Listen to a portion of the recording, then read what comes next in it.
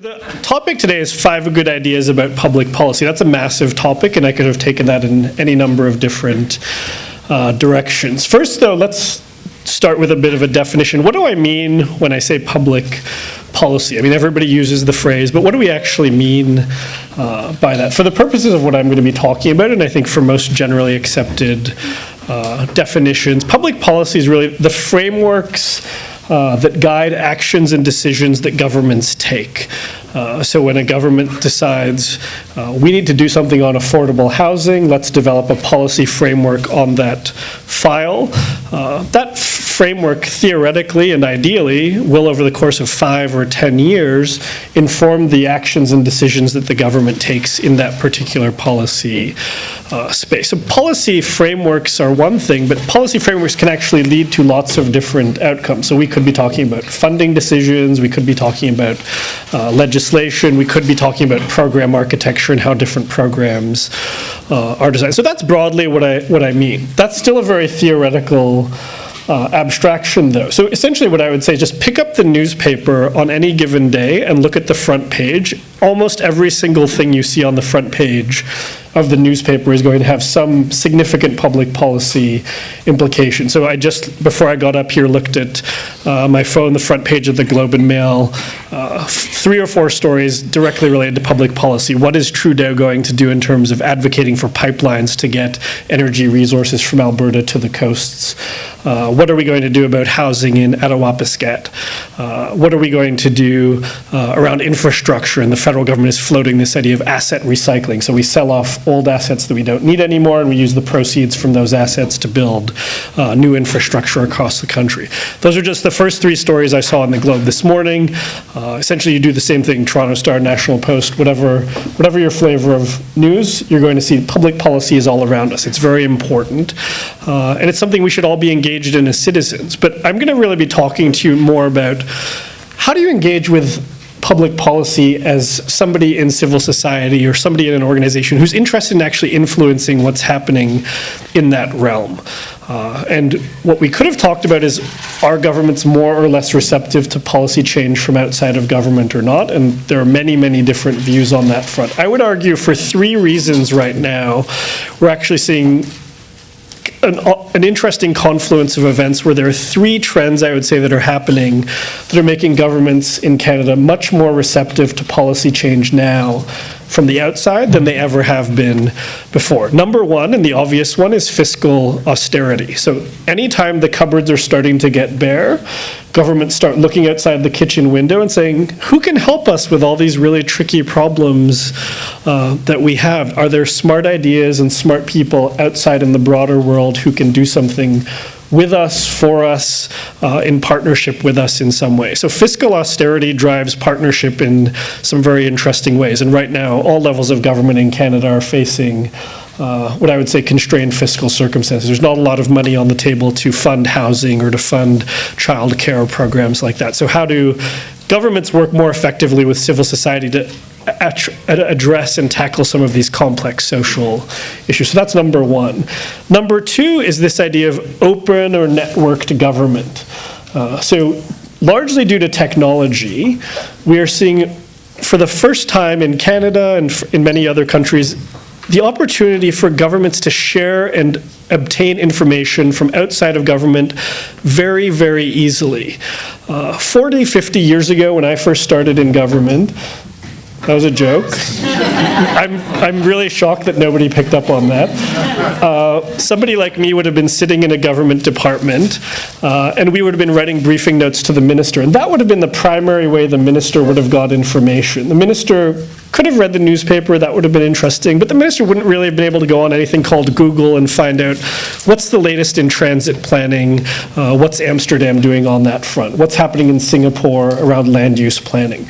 Today, that is possible. Any minister, any senior official in the government can go online and find information from across the world in real time. And governments are starting to harness that idea by realizing, again, we may have 300 smart bureaucrats in our department, but we have 3 million or 30 million smart plugged-in people from around the world who we can get information from. So you're seeing websites like in the US, challenge.gov, where the government will post some kind of a tricky policy challenge and crowdsource the solution. So say to anybody in the world, if you know how to build an astronaut's glove that does these certain 5 tasks, design that for us and we will give you a prize for doing that. So that's the idea of open networked government. Governments, the barriers between government and the outside world are shrinking and are becoming more transparent. So that's an important thing to keep in mind also. And then number 3, and I'll talk about this a little bit later in my 5 good ideas, is the increased focus on evidence and outcomes that governments around the world are introducing. And we're seeing that at the federal level. It was a big part of the Liberal platform. We're seeing it in Ontario. The Ontario Public Service is developing a centre for excellence in evidence-based decision-making.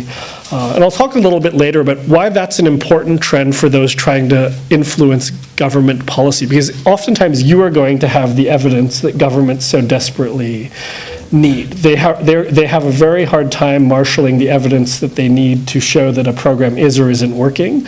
So those of you working on the front lines may be in the best position oftentimes to provide that evidence for them. So that's a little bit of context. We have those 3 trends: fiscal austerity, networked government, and evidence-based decision-making. All of them are providing a big window right now for anybody who's seeking to influence the policy development process in Ontario or in Canada.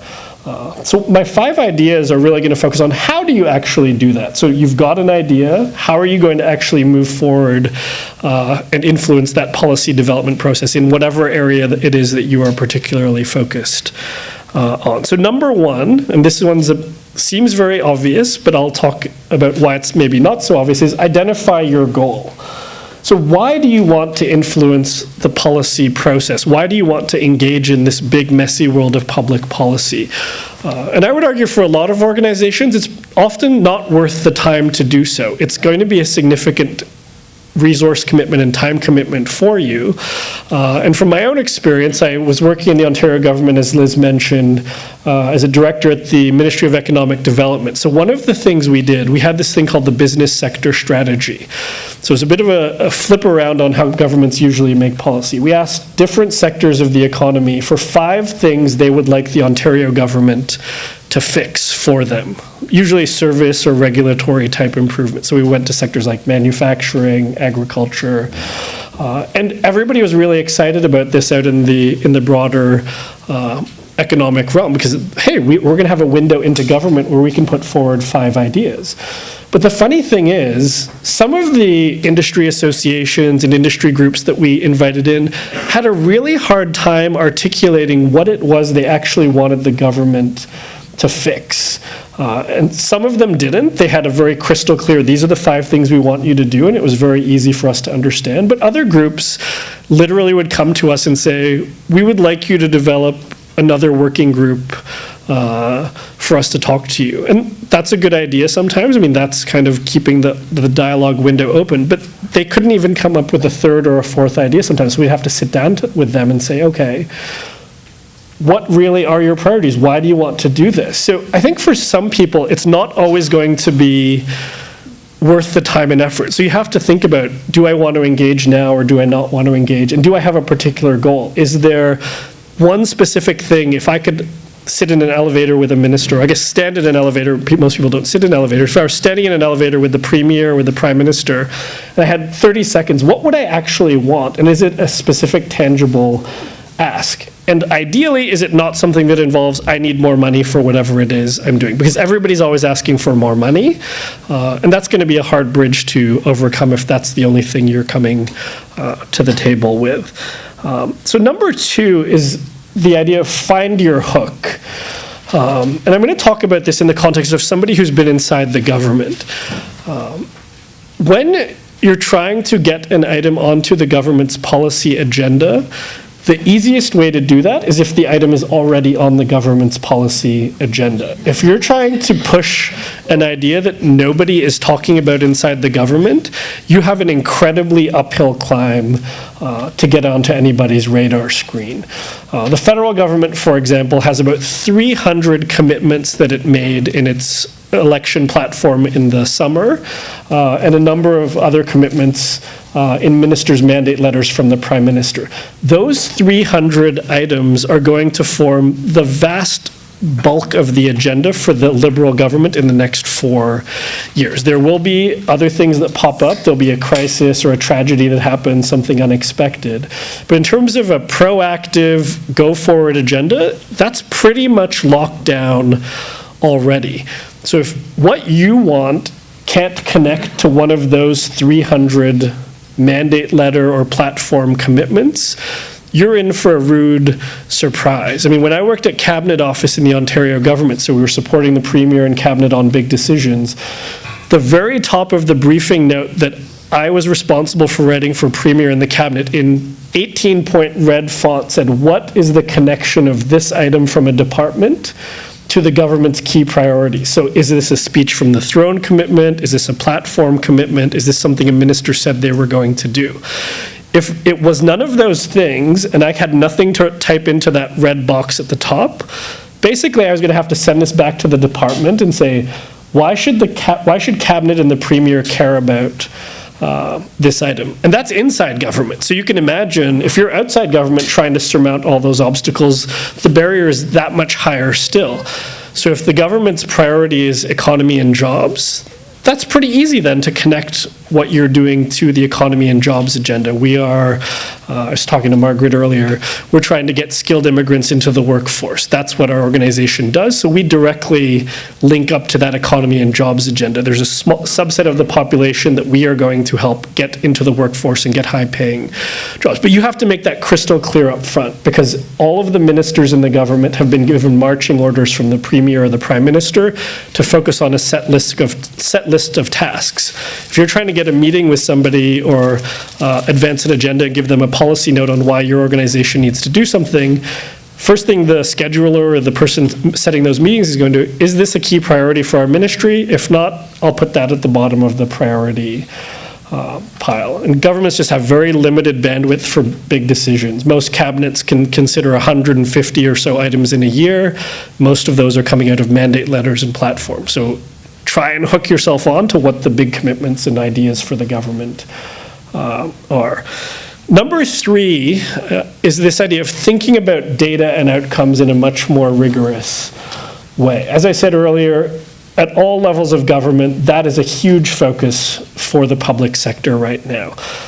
Largely linked to the idea of fiscal austerity, because if we're spending a lot of money and we don't know what's working or what's not working, that's a problem, because we could be wasting hundreds of millions or billions of dollars on programs which don't work. And I have sat in far too many meetings when I was in the government where people were talking about very big programs that you would all recognize, and somebody would ask the question inside that room, kind of in a secret way, what's the evidence that this program actually works? And the answer from the lead ADM would be, we actually don't have any evidence that this works. This was a political commitment. So that's a problem, and that's something we need to address. Most government departments in Canada spend 0.1 to 0.2% of their budgets on evaluation. So 99.9, 99.8% of your funding is going to frontline services. And that makes sense. I'd like to see money going towards doctors and nurses and firefighters and police, not to pointy-headed people like me sitting with a pencil saying, well, this program, that doesn't really, that was my nerd voice, sorry, I should have just used my regular voice. But this program doesn't really work very well. So there's a logic behind why governments don't spend a lot of money on evaluation, but the natural consequence of that in the long run is we have a paucity of information around what works and what doesn't work. In the US, I was reading a story maybe a month ago about 10 signature federal government programs in the United States underwent very rigorous, scientifically backed studies about whether they would work or not. 9 of the 10 programs showed nil or very little results in terms of positive outcomes for the client groups that they were working with. The only one that showed, so only 1 out of 10 major programs showed any evidence that anything was happening. Of the 9 that didn't, only 1 of them is actually seeing any slight tinkering around how to fix the program and make it more effective. So even when governments know that something isn't working, there are so many political obstacles, entrenched interest from stakeholders to keep things as they are, that it's really difficult to cancel a big, long-standing program, because everybody says, well, but I I've grown up with that program, and that's what our stakeholders rely on for funding. How are we possibly going to cancel that? So if you're working outside of government and you're delivering services, how do you think about embedding evaluation outcome metrics into your programming so that you know when I'm seeing clients who are skilled immigrants or I'm seeing clients who are jobless, how many of them are we helping get into the job market? And again, I'm talking about outcomes, not outputs. So not talking about how many clients do I see and give an interview training session to, that's an output. I want to know how many people did I get into jobs and how many people did I keep in jobs for 6 months or for a year. That's the kind of stuff that governments are looking for right now. Positive outcomes particularly for challenging client groups. So if I could give kind of one big takeaway for anybody working outside of government, it's the more of a handle you have on what your outcomes are, the much better chance you have of opening the door for conversations with folks inside the government. Number 4 is this idea of partnering with like-minded individuals and organizations. I mean, this one's a fairly straightforward one to understand, but 20 or 30 or 40 organizations working in the same policy space are going to be much more effective getting the attention of government than one single organization coming in and saying, we have an idea for you. So when I was at Cabinet Office in 2008-ish, the 25 and 5 network was very active in Ontario. Some of you are probably very familiar with what they did, but advancing the idea of we need a poverty reduction strategy in Ontario, and we need a target of reducing child poverty and family poverty by 25% over a 5-year period. And I can say firsthand from being inside the government, the lobbying efforts of that organization, which I think was over 100 different groups in Ontario and in the Toronto region, were huge. The ministers were asking, Cabinet was interested in what is this group saying? What is their position on these issues? And it was one of the driving forces behind how the government decided to roll out the strategy. If that had only been one group or 5 groups, it probably wouldn't have had nearly as much of an effect as if you have 100 groups all pulling in the same direction and coming under the same umbrella. So that's an important idea too. And then number 5 is this idea of pitching your ideas to the right people at the right time. So there's 2 parts to that. A, who are the right people?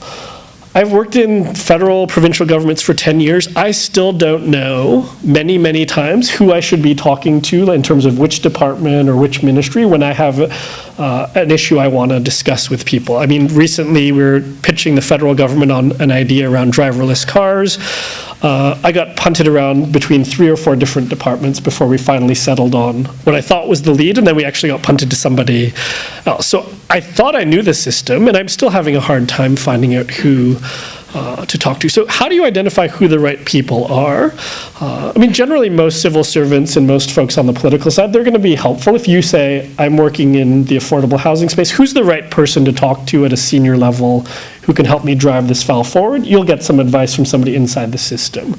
And again, the more senior the person is, usually that's going to be better for you than talking to somebody at a junior level. And I don't really distinguish between political folks or bureaucratic folks. What you want to do is find somebody in the system who can champion your idea, who's already on side with what you're talking about, or you can convince that your idea makes sense too. So that's the right people, but what about the right time? This is probably the trickier one. There are certain policy windows that open up for governments when it makes sense to talk to them about a new idea. Sometimes there's ongoing consultations and ministry will say, we're going to talk to you about a particular issue. That's obviously a good window. They're already talking to you. You don't have to pry the door open. They're inviting you in to talk about things. But other times that aren't so obvious include pre-budget consultations. At the beginning of a mandate is absolutely critical. So if you're interested in doing something with the federal government now, I wouldn't say you're too late, but you're getting to the point where in 6 months you might be too late. Because the first 2 years are really in a 4-year mandate where the government is going to be slightly more open and receptive to outside ideas. The last year or two, they're focusing on wrapping up the commitments they made in the last election, and they're also focused on getting ready for the next election. So a bright idea from outside of government in year 3 or year 4 of a mandate is going to have a really hard time getting traction and getting onto a government's agenda. So I would say that's something to really keep in mind too. What stage of a mandate of the government are you talking about? The earlier, the better. And the later it is, you might want to start thinking about, okay, we've missed this window, let's start thinking about the next election and let's start talking to all the parties at this stage.